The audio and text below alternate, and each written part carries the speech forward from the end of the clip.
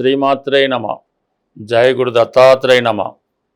ఈ వీడియోలో మనం మిథున రాశి వారికి డిసెంబర్ 14 నుంచి 20వ తారీఖు మధ్యలో జరగబోయే వార ఫలాలు పరిశీలించినప్పుడు ఏదైనా వార ప్రారంభంలో సప్తమ స్థానంలో కుజుడు ఎక్కువ పోటీ ఎదుర్కోవాల్సి ఉంటుంది. అది ఏ విషయంలోనైనా మిమ్మల్ని అధిగమించాలనే ఆలోచనతో ప్రతివారు ప్రయత్నం చేయడం జరుగుతూ ఉంటుంది. ఏదో విధంగా మిమ్మల్ని రెచ్చగొట్టి ఆ పని మీతో చేయించుకోవాలనే సంకల్పంతో కొంతమంది ప్రయత్నం చేయడం జరుగుతూ ఉంటుంది. అయితే రాశి అందే సంచరిస్తున్నటువంటి గురువు యొక్క ప్రభావం వల్ల మీరు పెద్ద విషయాన్ని కూడా చాలా చిన్నదిగా తీసుకోవడం వల్ల, అలాగే మీ యొక్క చాకచక్యంతో నిదానంగా వ్యవహరించడం వల్ల ప్రతి సమస్య కూడా మీకు అనుకూలంగా మారడం జరుగుతూ ఉంటుంది. అంటే ఎదుటి వాళ్ళు మిమ్మల్ని అపకారం చేయాలనుకుంటే అది మీకు ఉపకారంగా మారే అవకాశం ఉంది. ఆ విధంగా మీరు రాశియో గురుగ్రహ ప్రభావం వల్ల ఏ విషయం కూడా తొందరపడకుండా నిదానంగా సాల్వ్ చేసుకుంటే అన్నీ కూడా మీకు అనుకూలంగా మారడం జరుగుతూ ఉంటుంది. వివాహ సంబంధ విషయాల్లో, భార్యాభర్తల యొక్క సంబంధ విషయాల్లో కొన్ని చిన్న చిన్న స్వల్ప విభేదాలు, చికాకులు రావడం జరుగుతుంటుంది. కొన్ని సందర్భాల్లో జీవిత భాగస్వామికి ఎవరో ఒకరికి చిన్నపాటి అనారోగ్యపరమైనటువంటి సమస్య కూడా ఈ ఎడబాటుకి కారణం కావచ్చు. అయితే మనకి 16వ తారీఖున సూర్యుడు కూడా సప్తమంలో ప్రవేశిస్తాడు. అంటే తృతీయాధిపతిగా ఉన్నటువంటి రవి సప్తమ స్థాన సంచారం వల్ల వృత్తిరీత్యా మీరు ఎక్కువగా ప్రయాణాలు చేయవలసి ఉంటుంది. ఈ ప్రయాణంలో బాగా హోదా కలిగినటువంటి అధిక స్థాయి వ్యక్తులను మీరు కలుసుకోవడం జరుగుతుంటుంది. వాళ్ళతో ఏదో ఒక వ్యాపార ఒప్పందం కానీ, మీ యొక్క ఉద్యోగానికి సంబంధించిన కొన్ని ముఖ్యమైన విషయాలు తెలుసుకోవడం జరుగుతుంటుంది. అనూహ్యంగా వాళ్ళు మీలో ఉన్నటువంటి విద్వత్తుని, తెలివితేటల్ని గుర్తించి కొన్ని మంచి అవకాశాలు మీకు ఆ సమయంలో మీరు ఇవ్వడానికి ఉంటుంది. అలాగే మీరు ఒక ఇంటర్వ్యూకి వెళ్తున్నా, ఒక జాబ్ చేంజ్ కోసం ప్రయత్నం చేస్తున్నా, ఒక క్రీడాకారుడుగా మీరు పోటీకి వెళ్తున్నా కంపల్సరిగా విజయం మీకు రావడం జరుగుతుంటుంది. ఏమాత్రం సహనం కోల్పోకుండా బాగా చివరి నిమిషం దాకా ఓర్పుగా పోరాడినప్పుడే మీరు విజయం సాధించగలరు తప్ప, సహజంగా మీకు ఉన్నటువంటి లక్షణం, అలవాటు ప్రకారం అంటే అది మధ్యలో మనకు అనుకూలంగా లేనప్పుడు ఇరిటేట్ అయిపోతుంటారు. ఇరిటేషన్ పొంది చివరిదాకా వెయిట్ చేయకుండా మధ్యలోనే విత్డ్రా అవడం జరుగుతుంటుంది. అంటే ఏదన్నా ఒక ఆట అవ్వచ్చు, ఒక పని వచ్చు, ఒక కార్యక్రమం అవ్వచ్చు, కానీ అలా నిరాశ చెందకుండా మీరు చివరి నిమిషం దాకా ఓర్పుతో పోటీ చేసినప్పుడు, ఆ ప్రయత్నం చేసినప్పుడు చివరి నిమిషంలో అది మీకే అనుకూలంగా రావడం జరుగుతుంటుంది. మధ్యలో విరమించుకోవడం వల్ల కొంతవరకు అది నష్టం తప్ప ఏం ఉపయోగం లేదు. కొద్దిగా ఓర్పుగా వ్యవహరిస్తే సక్సెస్ మీకే రావడం జరుగుతూ ఉంటుంది.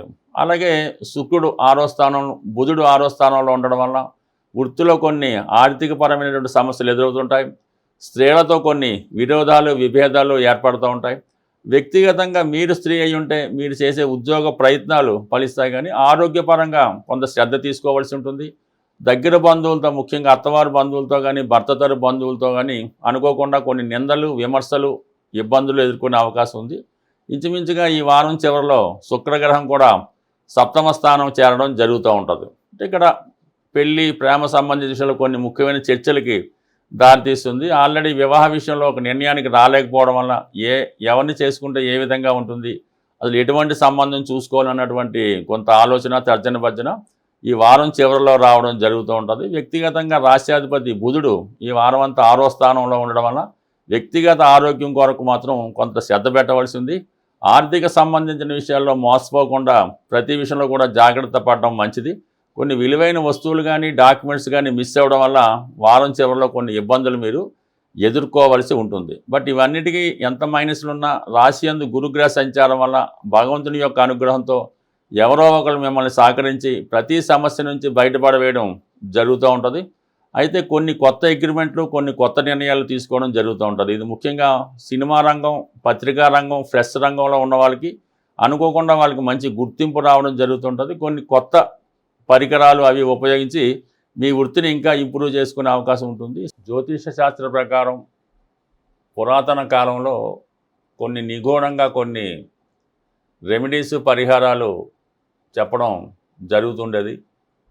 మీరు ఏదైనా కోర్టు సమస్య కానీ, వైవాహిక జీవితంలో భార్యాభర్తల సమస్యలు కానీ, ఆర్థిక పరంగా అప్పుల బాధలు కానీ, కొంతమందికి వివాహం జరగడం లేదు అనుకున్న వాళ్ళు గురువింద గింజలు దొరుకుతూ ఉంటాయి మార్కెట్లో. ఇప్పుడు పెద్దగా ప్రచారంలో లేకపోయినా కొన్ని ఆయుర్వేద షాపుల్లో కూడా దొరికే అవకాశం ఉంటుంది.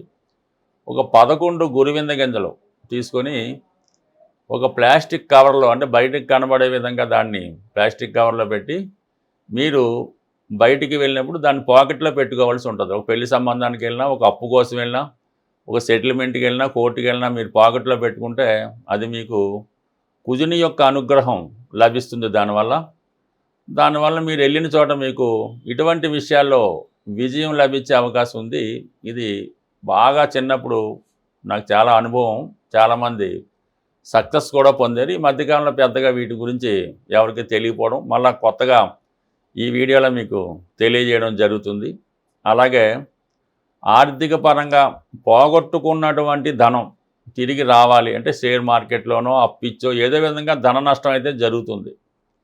లేదంటే ఏదో కారణం వల్ల ఏంటంటే మీ భార్య పుట్టింటికి వెళ్ళిపోయింది, మీ పిల్లవాడు అలిగి ఎక్కడికి వెళ్ళాడో కనబడట్లేదు, రావట్లేదు, కమ్యూనికేషన్స్ లేవు, విదేశంలో ఉన్నాడు. అటువంటి వారు అంటే మనం పోగొట్టుకున్నది ప్రేమ అవ్వచ్చు, ధనం అవ్వచ్చు.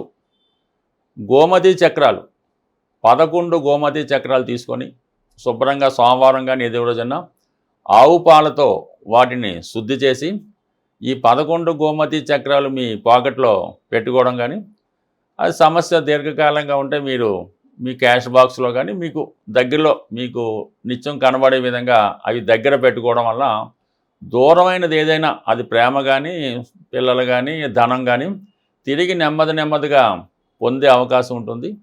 అలాగే ఈ గోమతి చక్రాలతో పాటు మీరు ఏదైనా మీకు చదువుకునే చోట, మీరు ఎక్కువగా ఉన్న చోట గోడ పైన ఒక స్వస్తిక్ గుర్తు వేసి దాని వంక తదేక దీక్షతో చూస్తూ అది మనసులో ఓం అనే ఓంకారాన్ని చేయడం వల్ల కూడా ఈ విధంగా పోగొట్టుకోవడం, అంటే దీనికి కొంత ఓర్పు సహనం అవసరం ఉంటుంది. ఏది పెద్ద తొందరగా 4-5 రోజుల్లో జరిగే పని కాదు. నమ్మకంతో చేస్తే మాత్రం కంపల్సరిగా మీరు పోగొట్టుకున్నది ఎంత దూరంలో అయినా తిరిగి రావడం జరుగుతూ ఉంటుంది.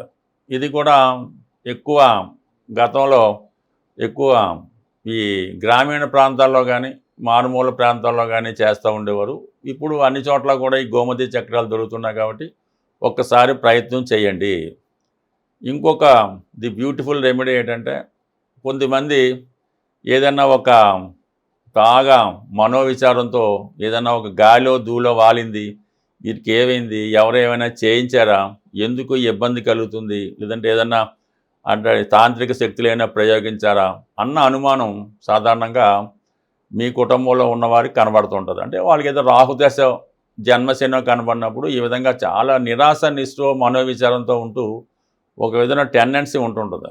అటువంటి వాళ్ళకి ఒక చక్కగా విభూది, శివాలయంలో పూజ చేయని విభూతి తీసుకొని ఆ విభూది బొట్టు పెట్టుకుంటూ వాళ్ళ దగ్గర ఒక రుద్రాక్ష వాళ్ళ మెడలో ఎన్ని ముఖాలైనా పర్లేదు, 5 ముఖాలైనా పర్లేదు, ఒక మంచి మీడియం సైజు రుద్రాక్ష ధరిస్తూ నిత్యం విభూది ధరించడం వల్ల కేవలం కొద్ది రోజుల్లోనే, ఒక 18 రోజుల్లోనే అటువంటి వ్యామోహం నుంచి కానీ, నిరాశ నుంచి కానీ బయటపడడం జరుగుతుంటుంది. ఇవి ప్రాక్టికల్గా రుజువైనవి, నమ్మకంతో ఉన్నవి.